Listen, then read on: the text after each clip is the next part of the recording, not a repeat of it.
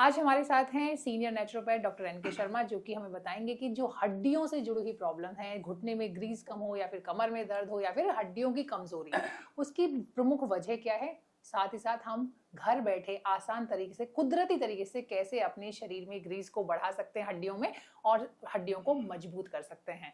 Doctor साहब, मैं जानना चाहती हूँ कि आप हमें कुछ आसान से तरीके बताएं जो हमारी हड्डियों को मजबूत करें और जो ये कॉमन प्रॉब्लम है कि घुटनों में ग्रीस कम हो रही है, कट कट की आवाज आ रही है, इससे भी मुक्ति मिल सके। देखिए, घुटनों के दो तरह के प्रॉब्लम मेनली होते हैं। एक होता है जिसमें कैल्सिफिकेशन, ओस्टियोफैट्स जमा होते हैं, तो वो उनके चारों तरफ जो है ब्लड सप्लाई कमज़ोर हो जाती है। ठीक है। एक होता है कि गद्दियाँ जो कार्टिलेज होते हैं वो घिसने लगते हैं और वहाँ पे साइनोवियल जो फ्लूइड होता है वो ख़त्म होने लगता है, तो सर्कुलेशन कम हो गया। ठीक है। तो आपको अपनी बीमारी पैदा कैसे हुई वो समझोगे तो ठीक कर पाओगे ना। तो आपके तो खाली सिम्टम आ गए दर्द के या भारीपन के, तो आप तो दवाएं खाने लग जाते हो, होम्योपैथी, आयुर्वेदिक ने, एलोपैथी ने, तो या मालिश कराने लग जाओगे, तो उसके कारण आप कभी ठीक होते नहीं हो, आप तो सिम्टोमेटिक रिलीफ ले रहे होते हो। तो मेरा कहना क्या होता है कि सर्कुलेशन किसी एरिया में कम क्यों हुआ भैया? इसलिए कम हुआ कि आपका या तो लाइफस्टाइल ऐसा है कि जो सेडेंटरी है, कि जिसमें आप मूवमेंट कम करते हो और उसके कारण ब्लड आपका जो है उस एरिया में पहुंच नहीं पा रहा है। ठीक है। पर मैं कहता हूं वो भी इतना बड़ा प्रॉब्लम नहीं है, क्योंकि मैं ऐसे लोगों को बता सकता हूं जिन्होंने लाइफ में कम मूवमेंट किया लेकिन अभी तक भी उनके घुटने खराब नहीं हुए, मैं ऐसा जानता हूं। ठीक है। अच्छा, लेकिन फिर भी आज के सेडेंटरी लाइफ में मूवमेंट कम हो गया तो कमर, देखिए बैठना काम हो गया, तो कमर से हमारा ये सारा रिलेशन घुटनों का है। अगर कमर आपकी लो मूवमेंट में आ गई तो ऑटोमेटिकली टांगे आपकी लो मूवमेंट में आएगी ही। क्लियर? तो एक तो सबसे पहला कारण वो है। अच्छा, अब दूसरा कारण क्या है? ब्लड का थिकनेस हो जाना, एसिडिक बन जाना। जितना ब्लड थिक हो जाता है ना, वो कैसे होता है?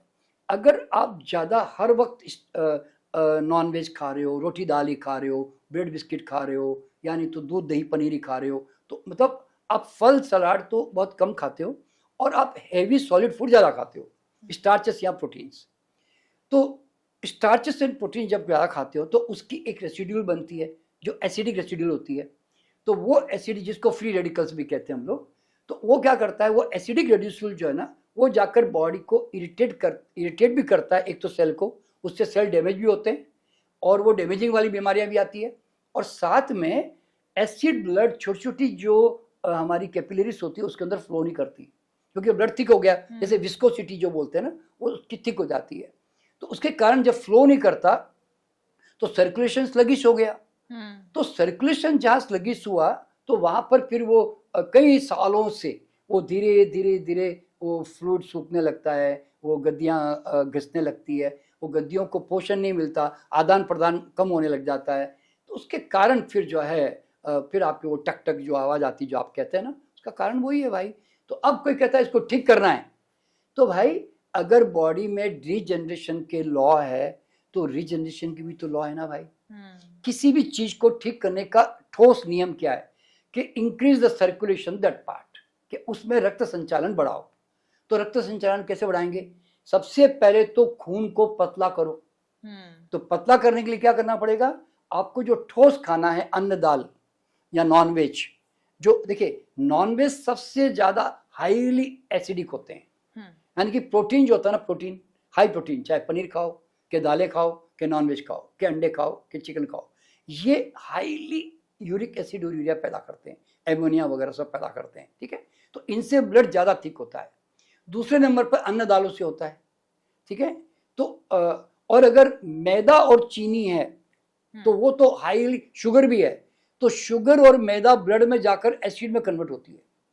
तो ये सब, और चाय कॉफी जुड़ गई, अल्कोहल जुड़ गया तो फिर और ज़्यादा एसिडिक हो गया, दवाएं जुड़ गई तो और ज़्यादा एसिडिक हो गया। तो आपका ब्लड में अगर आप एसिड को कंटिन्यूस दिए जा रहे हो तब तो फिर घुटने ठीक होने का कोई चारा नहीं, दुनिया में कोई दुनिया की ताकत ठीक नहीं कर सकती, क्योंकि उसके कारण आपके घुटने खराब हुए। तो आप है ना, इनको कम करने की कोशिश करो और कोशिश करो कि नॉनवेज और प्रोटीन को कहाँ जहाँ तक हो सके कम कर दो।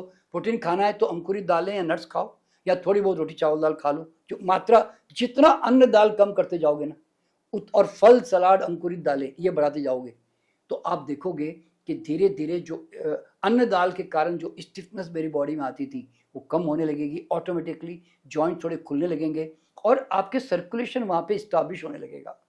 तो आप अनुभव करके देखो, मैं यूँ कहता हूँ, मेरी बात क्यों मानते हो? अब मैं कहता हूँ अनुभव करो ना, आप थोड़े दिन अनाज छोड़ के देखो ना, आप एक 15 दिन महीना भर अनाज न के बराबर खाओ या कम से कम खाओ, और आप फ्रूट, सलाद, अंकुरित दालें, नट्स आप पेट भर के खाओ जितनी भूख है। आप देखोगे आपकी बॉडी धीरे धीरे खुलने लग गई, आपकी ऊर्जा लेवल बढ़ गई, सर्कुलेशन बढ़ने लग गया।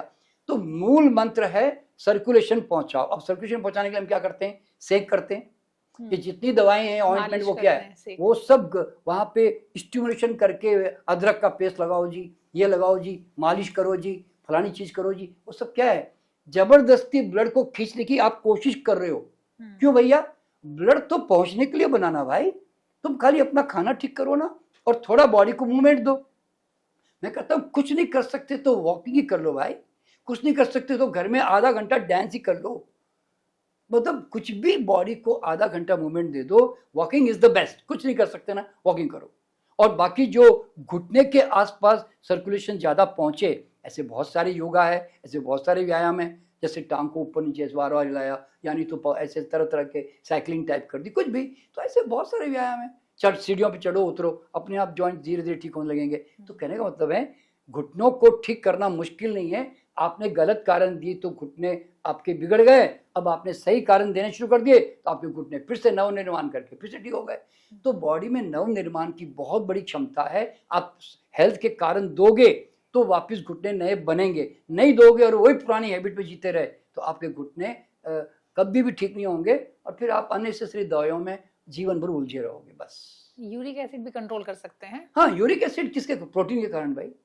आप जितना नॉनवेज बंद करोगे, आप दालें बंद करोगे, मतलब अनाज भी कम करोगे, तो automatically urea, ammonia, uric acid, nitrogen, ये सब जो उसके बाई प्रोडक्ट होते हैं वो सब अपने आप खत्म हो जाते हैं। देखिए मैं क्या कहता हूँ, बीमारियां कुछ नहीं है, आप कारण दे रहे हो, इसलिए शरीर बोल रहा है। कहता हूँ मत दो ना भाई, शरीर नहीं बोलेगा। अब देखिए मैं आपके सामने 75 ईयर्स में बैठा हुआ हूँ, तो मेरे शरीर में बोला ना, शरीर है करके पता नहीं चलता। मैं भी तो आज चलता फिरता हूँ, मैंने अनाज इतना कम कर दिया कि मेरी बॉडी में स्टिफनेस आती ही नहीं, बता रहा हूँ मैं। तो जितना अनाज कम करोगे ना तो खून की नलियां कम हार्ड होगी। मेरा ब्लड प्रेशर कितना मालूम है? 115/75। इस उम्र में भी लोग कहते हैं 120/80। वो होगा नमक खाने वालों का, मेरा तो नहीं भाई। तो कहने का मतलब क्या है? क्यों खून की नलियां हार्ड हो भाई, क्यों जॉइंट पेन हार्ड हो, और क्यों ये बूढ़ा आपकी स्पाइन हार्ड हो कि आप 50, 60, 70 के बाद बोलो जरा बैंड करो, नहीं भैया नहीं होता, मैं नीचे नहीं बैठ सकता, मैं ऊपर नहीं चल कर सकता। ये सब क्या है भाई? अरे तुम बच्चों की तरफ फ्लेक्सिबल रह सकते हो 90-100 साल तक, बता रहा हूं मैं। इतना आसान है हेल्दी रहना।